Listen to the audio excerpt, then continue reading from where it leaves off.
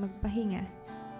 Pero wala tayong ibang pagpipilian kundi ang magpatuloy na lumaban. Walang mangyayari kapag hihinto. Di uusad kapag susuko.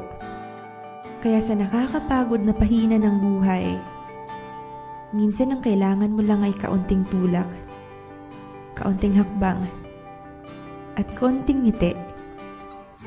Dahil sa kabila ng lahat, alam mong may hangganan din ang lahat.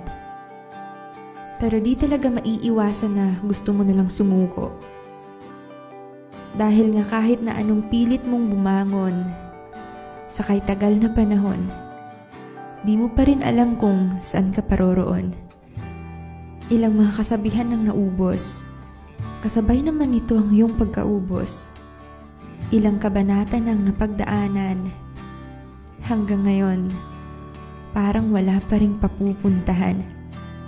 Kung sa lahat ng aking nabanggit, isa ka sa nakakaranas nito sa kasalukuyan, gusto kong sabihin sa'yo na ganyan talaga ang buhay.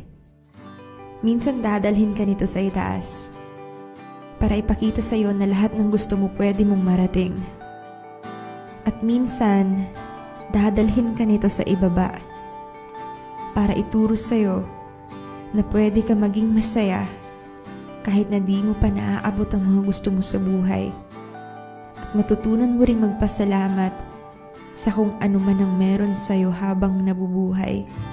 Na ang kaligayahan ay di nanggagaling sa material na bagay, kundi sa kung paano ka rin magpahalaga sa maliliit na bagay. Dahil minsan, binabaliwala na lang natin ito. Dahil nakasanayan na meron tayo nito. Ang sikat ng araw, ang malamig na simoy ng hangin, ang paghinga, ay isa lamang sa halimbawa na nakakaligtaan nating pahalagahan at pasalamatan. Dahil aminin natin,